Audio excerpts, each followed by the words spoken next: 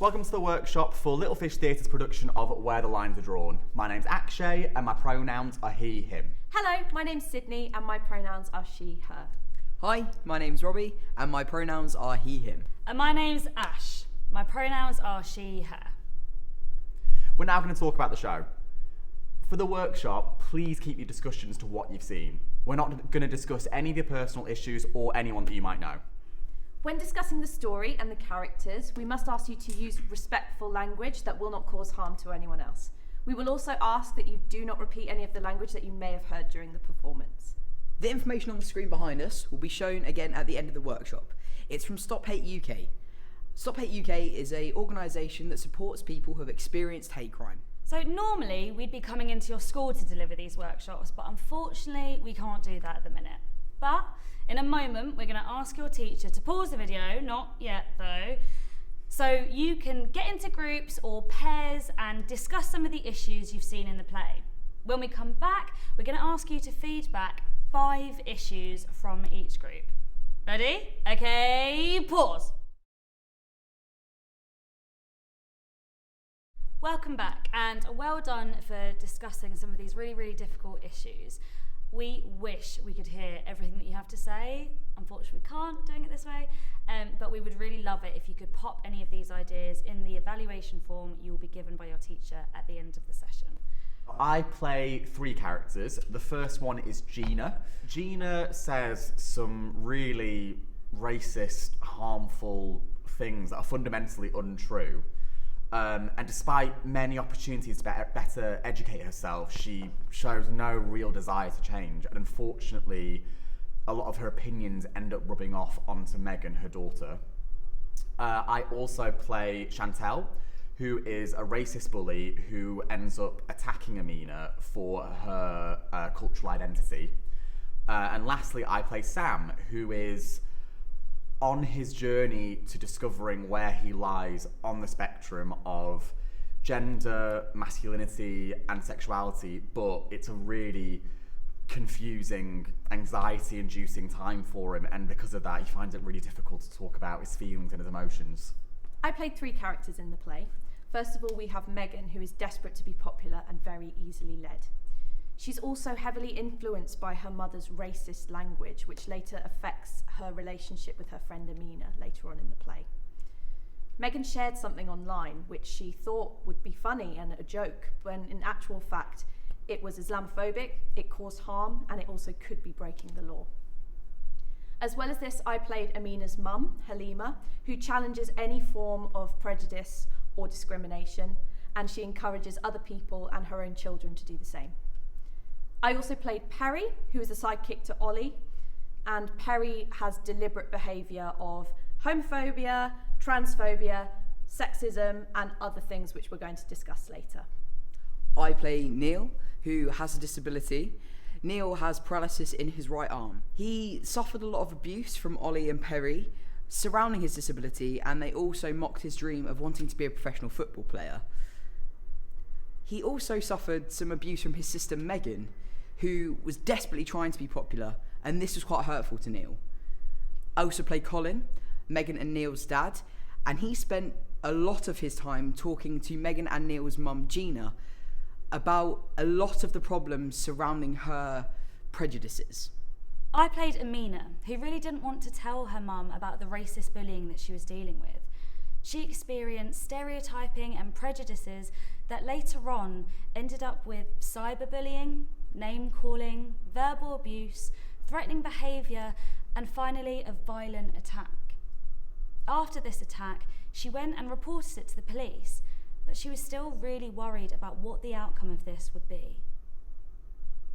She experienced more hate crime and racial abuse than her brother Sam, partly because she's a girl and wears a hijab, but also because Sam dressed in a way that made him fit in.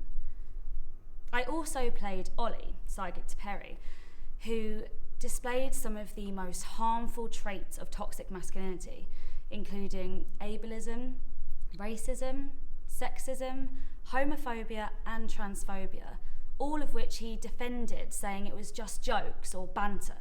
Do you know what a hate crime is? In your small groups, we want you to discuss what you think the definition of a hate crime is. Please pause the video now. Welcome back. Here is the definition of a hate crime.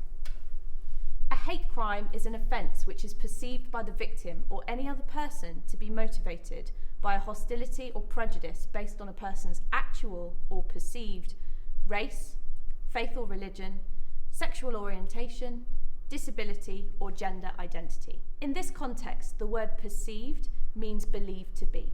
So if anyone has experienced an assault that they believe was motivated by their identity, it will be treated as a hate crime. A hate crime is classed by law as an aggravated offence, which means that it will be treated very seriously by the Crime Prosecution Service.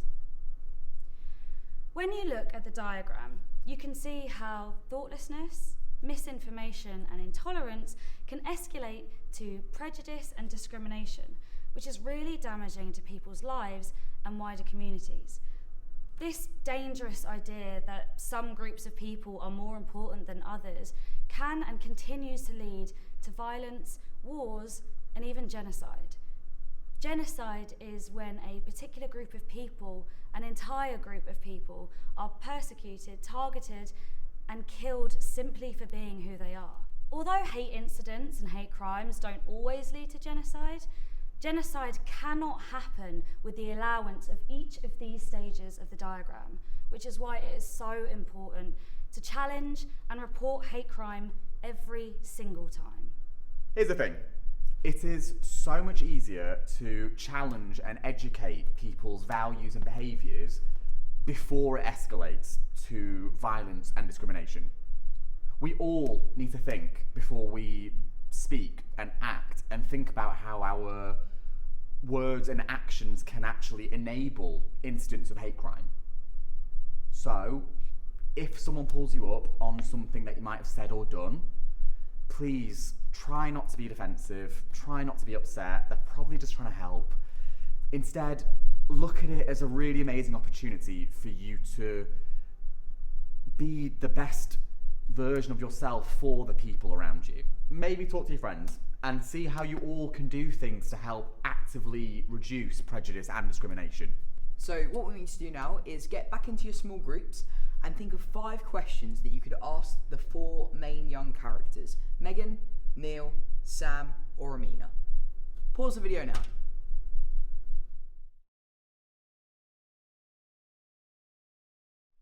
Welcome back. So here we have Amina, Sam and Neil on stage, and now we're going to have the opportunity to ask them some questions. Hopefully some of these questions will be similar to the ones that you've been discussing in your groups. Something to remember is that this is theatre, so we've got a fantastic opportunity to ask these people some questions. However, some of them are quite personal, so won't necessarily be appropriate to ask these questions in real life. I want to start by asking a question to all of you, actually. Which of you feel that you've been victims of hate crime or hate incidences, and why? Yeah, I feel like I was a victim of a...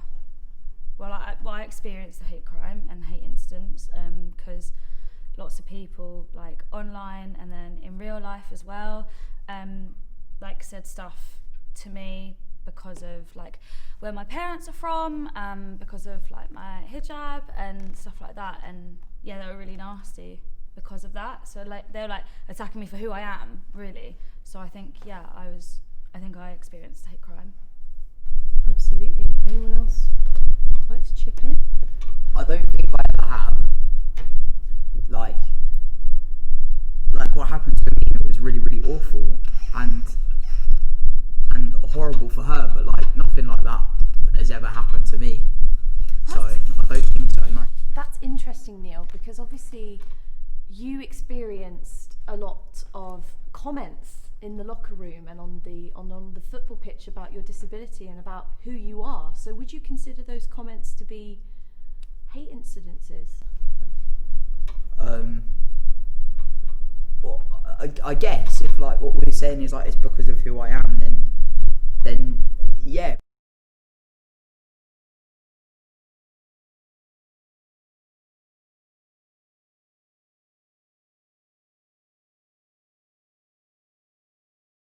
I mean, if you'd asked me like 6 months ago if I was a victim of a hate crime, then I would have said definitely no, because not that much has happened, but like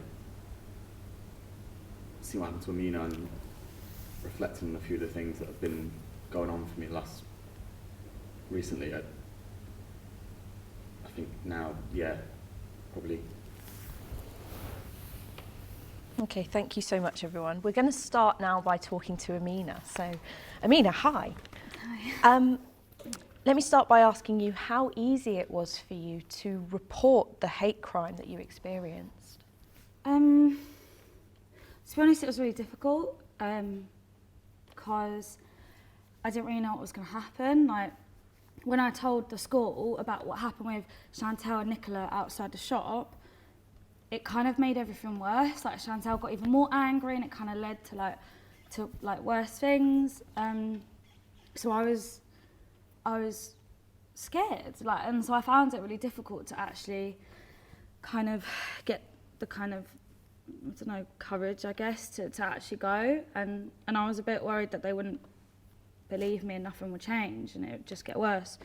But then, like, on the other hand, it was actually easier than what I thought it was going to be, just because there was this really nice police officer who she was just really kind, and like she just listened to everything, and she let Sam come in the room with me as well, and it just felt like they believed me. So it was difficult, but I'm really, really pleased that we did it, and I'm really pleased that Sam came with me. He's an alright brother sometimes. So yeah, I'm glad I did it. How do you think that your friendship with Megan is going to continue, if at all? I don't know really, because obviously she's done a lot that's upset me. But you know, like, since what happened with Chantel on the bus, she's been pretty good. Like, she's been messaging me a lot, and she doesn't get annoyed if I don't reply or anything. Like, she's just sort of given me space, but also been like checking in on me, which has been nice. And I don't know what's going to happen. I don't know if we can be friends, but I guess we'll have to see. But I definitely appreciate the fact that I haven't always felt like she's cared about this stuff. She hasn't always stood up for me or spoken up about stuff, but I feel like that's changing now. So I don't know, I guess we'll see. Yeah, I think Megan has a lot of reflection to do and a lot to learn and a lot to make up to you, so yes. So when you spoke to Megan about cultural appropriation, can you just tell us a little bit more about what you meant by that? Well, my mum knows a lot more about it than I do. She knows about all that sort of stuff. But basically it's like when people who aren't a part of like a kind of like a culture or something, they take stuff from it and do stuff like that. So like they might wear, you know, like traditional clothes, or they might have like certain hairstyles of the culture that they're not a part of, and they might get like celebrated for it, or they might get money from it. But the people who actually created those things are like told off or like punished for it. Like, I heard about this thing where it was illegal or people got told off for wearing like their natural hairstyles, but then people like the Kardashians wear those hairstyles and kind of pretend like they made them up, and then they make money from it, and people love it when they do it, but not when other people do it. So yeah, I'm still kind of learning about it, and I've got a lot more to learn about it, but yeah, I think it's basically that. Yeah, absolutely. I think we can all sort of go away and do a bit more research on that. I definitely will be. A little bit of a tricky question now. Why did you laugh at some of the transphobic stuff about Miss Bancroft, your teacher? Well, I don't think I was transphobic or anything. I didn't like say anything to Miss Bancroft, and you know, I only kind of like laughed a little bit with Megan, but I didn't like say anything to her. Yeah, do you think that Miss Bancroft, how do you think she would have felt hearing some of the things that you and Megan were talking about if she was there to listen? Yeah. I don't think I've ever really thought about that. If it's anything like how I felt when Chantel and Nicola were saying stuff about who I am, then I don't think she'd feel very good. I didn't really I didn't really see it as like a similar thing. I didn't realise that it was transphobic, but actually I think you're right. I don't want to make anyone feel like that. I won't do that again. Brilliant. It was something for you to definitely have a think about and Yeah. take away. How do you feel about your brother, Sam? How has he been coping since you guys have moved? Well, I think he's been alright. Like, he hasn't been dealing with the stuff I've been dealing with like Chantel and Nicola and that, and he kind of always seems alright in his Adidas hoodie and that, and even though he's annoying. But, well, actually, I mean, kind of recently we haven't been spending as much time as we usually do, and like he does get a little bit touchy about certain things. Like we used to always play dress up, right? And like every now and then, like we'll do it now and we'll have like a really nice time. But like recently, if I go to like take a picture or like go and do it when he's not in the mood, like he gets a bit funny and touchy about it. And I don't know. Sometimes it feels like he's angry, and I don't know why, because I don't know what I've done. And yeah, so I guess I thought he was doing a lot better than me, but I don't know, maybe there is something going on with him, I don't know.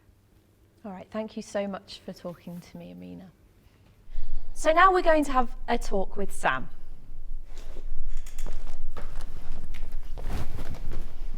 Hi, Sam. Hi. So first of all, you just heard Amina talk a little bit there. You know, what was your response to what she just said? I mean, yeah, she's probably right.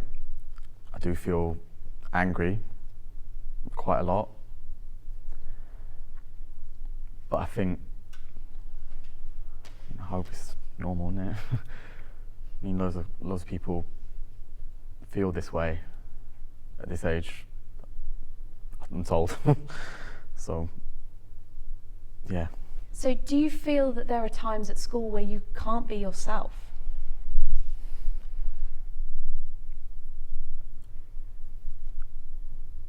Yeah, all the time. I never really feel very calm or settled or normal, and I don't really understand why yet, and it's really scary. Okay, and are you aware of any places that you could maybe go to talk to someone about this? Do you have someone that you'd like to talk to about it? Yeah, I mean, they tell us at school all the time about the counsellor, so I guess that's an option. But I think for me, I'd probably talk to Amina. I mean, she's probably my best friend anyway, so. She's got no other friend. That's true.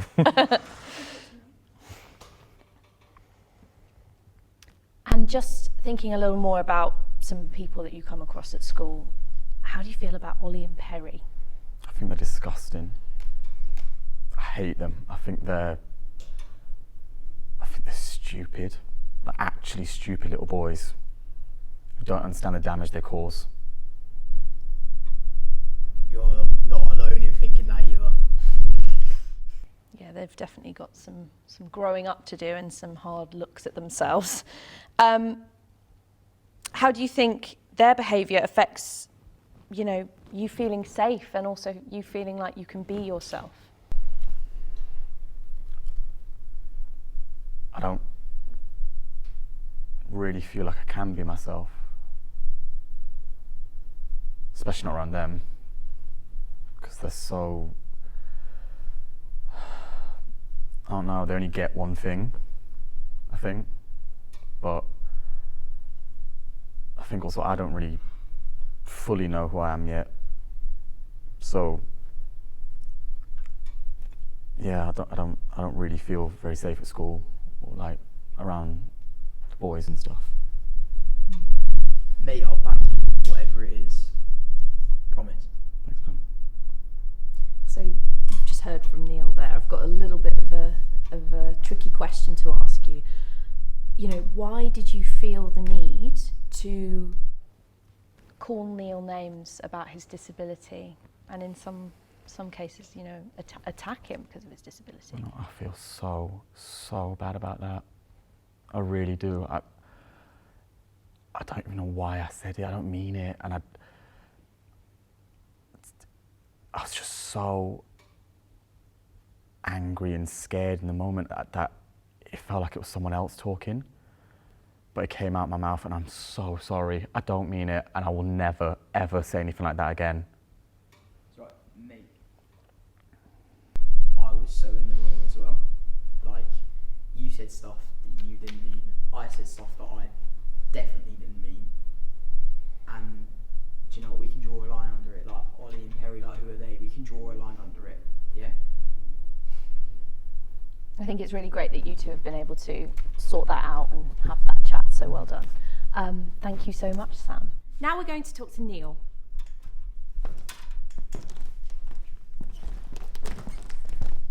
Hi, Neil. Oh, yeah. So first of all, how do you think that the name calling and the bullying affects your confidence to play football, which is a game that you love? I think, like, it does bother me because it makes me feel like a little bit like less confident, but it's not something I normally think about until someone says it. And like, it really worries me if we're going to play like against another school team and they might look at me and be like, oh, he's easy to tackle, or he's not going to be as good as everyone else. But like, I know it's big-headed, but I'm still the best one on the pitch, but that doesn't really mean anything, like, going out into the world, like, because the world's going to see it the same way that Ollie and Perry see it, and I'm never going to be, like, the next big thing because of it. Why not? Why can't you be? Don't. Yeah, there's loads of athletes with disabilities who get like sponsorship deals and everything. Yeah. Like, I know so many people have said, like, you know, girls with hijabs can't go and become professional sports people. But I've seen it. I swear down, some of them are sponsored by Nike and stuff as well. That's well cool. But just because people tell you can't do it doesn't mean you can't. And from what I've heard, you're much better than Sam. No, that'd be hard. I mean, yeah, all right. Thanks, yeah. And, you know, I asked Sam a similar question earlier, but what do you think about Ollie and Perry's pitch banter? I think, look, like, a lot of people hide behind the word banter or the word jokes because they think that if they say something mean, it will take away, like, people getting upset by saying that it's jokes, because then people are like, oh, aren't I silly, like, I can't take a joke. But if it's something that's really hurtful or might then make people worry about something because it's been said, even if it is like jokes or like banter, then it's not really funny. And I think, like, all of us on that pitch, like even me, needs to stop saying things that are horrible and pretend that they're like jokes or like banter, because it's not nice. Definitely. There's definitely a line with the banter, Yeah. and need to know when you cross it, when other people cross it as well. Moving on slightly to your mum. What do you think about your mum's attitude and language towards your neighbours? I don't like it. I really don't like it. Well, like, obviously she's my mum, so like I love her because she's my mum, but that doesn't stop her being a bad person or like saying horrible things. Like, a lot of the things she says are racist, and my dad picks her up on it. Like, he could pick her up on it more now, like, thinking about it, and I'm gonna start picking her up on it, I think. Yeah, definitely, I'm gonna start picking her up on it, because it just hurts so many people and makes horrible things happen, and I'm just not willing to let her keep saying horrible things when I know that I can say something about it. So I'm gonna start picking her up on it, even if it causes an argument. That's great. That's great that you've come to that conclusion. She also uses the term all lives matter. What are your thoughts about that? Oh, it's wrong. Like 100% wrong. And it's just not right. And I just wish so hard that she could just see things from other people's perspectives and think about someone more than herself or just the people close to her. Definitely. Thank you so much for talking to me today, Neil. Thank you. Thank you, all of you. Okay, so now I am going to talk to Megan. Hi, Megan. Hi. I've got a couple of questions for you. Hope that's all right. So my first question is, why was a friendship with Chantal and Nicola sometimes more important to you than your friendship with Amina? I think like at school, there's like this huge pressure to like be one of the popular girls and to be popular. And while Chantal and Nicola are the popular girls, I think I wanted a piece of that. And actually, as a result of me doing that, I lost a friendship with someone that I really, really cared about. But as well as all of that, like, I didn't stand up and call Chantal and Nicola out on their blatant like racism towards Amina, and that was wrong. And I'm trying really hard to like, you know, get Amina back and build something, but at the same time, I know that in putting them before Amina, that was really, really wrong. Wow, it sounds like you've reflected quite a lot on this. So I just want to ask you a question that kind of links that. Do you know what a hate crime is? A while ago, I didn't know what that was. But now what I think it means is like people being treated differently just because of who they are. Like Amina, for example, because she wears a headscarf. And like my brother, Neil, because he's got a disability. Like people being treated differently and people being hurt because of who they are. I think that's what it means. Absolutely. I think that's really perceptive of you. And do you think there was ever a point that you committed a hate crime or were part of a hate incident? I didn't think so at the time. And I think like having to look at everything that's happened, like now I do. And it was the sharing of the picture online that I shared. Like, while at the time I thought it was just a joke and it was just silly and it was just like banter, but like it wasn't. It was actually really, really hurtful. And Amina was really, really hurt by it. And it was also Islamophobic. So it wasn't just Amina that could have been hurt by that, but lots of other people seeing that I shared that. So while I didn't think at the time that it was, now I do think it was a hate crime. It seems like you've sort of been looking into this quite a lot and actually learning quite a lot, which is, I think it's a good thing that you're trying to learn about that.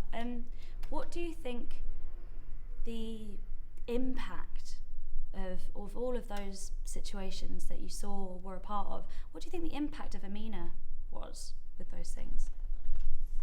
Like huge. Like I think while I don't necessarily think that it would have started with me sharing that thing online, like I'm sure that she's had horrible things said to her before, but I felt like in this case, me sharing that meant that Chantal and Nicola felt that it was okay for them to call her names and okay for them to ask her to take a headscarf down and a face mask down. Like, I don't think that would have necessarily like happened unless I didn't share that. I think they thought it was okay because her friend did it. So, and then all of that like built up to Amina being like attacked on the bus. And so yeah, I feel really, really bad about it. I feel like she suffered like a lot and she didn't need to. That's so interesting. So you think that what later on happens to her could have been, some of the things that happened to her were encouraged by potentially very early on people sharing certain things online and you sharing things online. Do you think that there is anyone in your life that has maybe influenced the way you see certain things or the way that you have behaved at times? I do think my mum says like really bad things and like racist things. She's not very nice about the neighbours, and also like people who aren't born here and people that like come here like on the boats. Like she's not nice about them, and she says really, really horrible things that I hear, but then I don't say anything about it. And I think because my dad like tries to, you know, say that's wrong and that's not okay to say those things, like I feel like it's not always my place. But actually, like looking back on everything, I think it is my place, and I think it's what I need to start doing more. Like Neil said, like we need to start standing up and saying that it's wrong, because if she's got lots of people around her that are saying that's not okay, then hopefully she might start to see that that's a problem, that she needs to change her views. We need Maybe. to pick her up on it every time, Megs. Yeah. Every time. Yeah, like we can't just leave it to Dad. No. We've got to do more. I think that's great that you two are having that conversation together as well, because it can be hard, but you can both back each other up there, and that's really lovely. And maybe it'll make you both more confident to then speak up in other situations if you can speak up at home as well. That's great. That's great. So what do you think is going to happen now with your friendship with Amina? That's really up to her. Like she's gone through such a horrible thing, and like she's spoken to the police and stuff, and I've tried to like reach out and ask if she's okay, so that she knows that I'm there if she needs me. But at the same time, like I think it's up to her whether she wants to let me back in, because at the end of the day, all of this was my fault, and I could have done more, and I should have done more.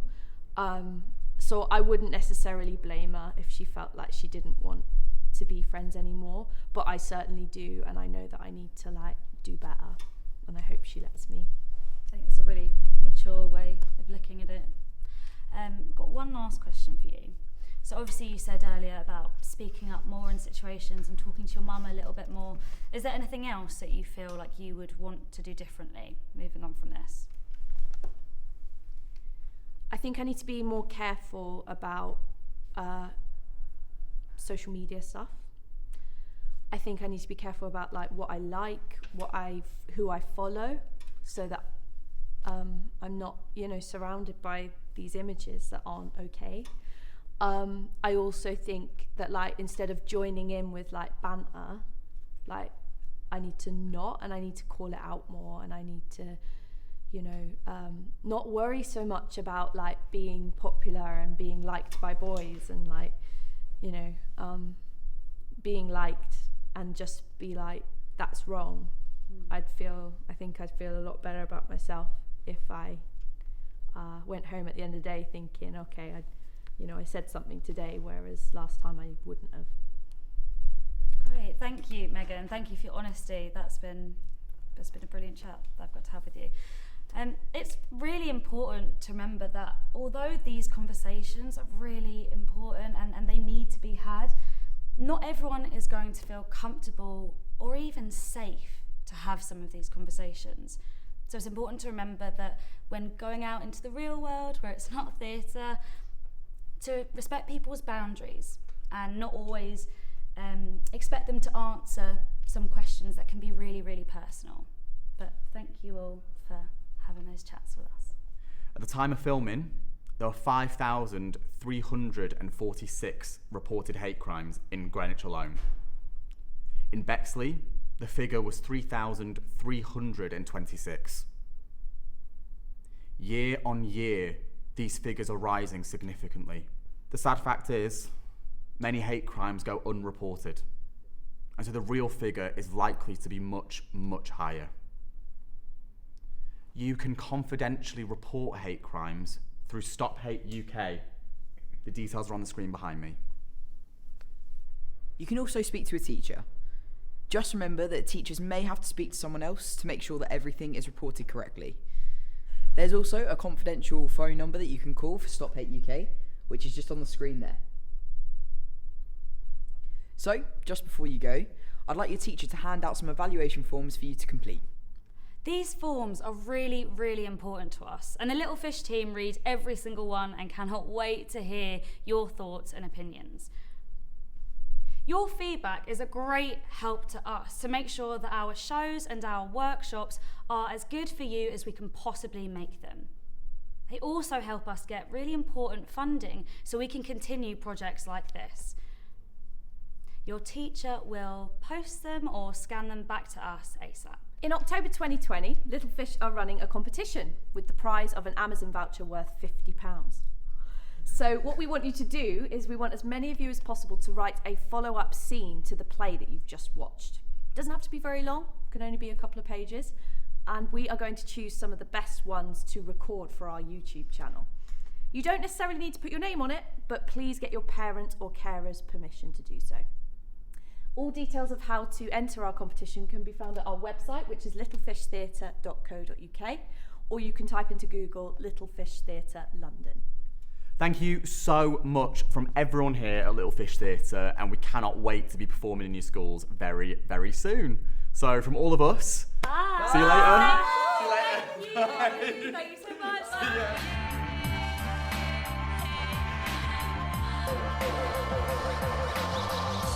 Did you memorize all the words spoken?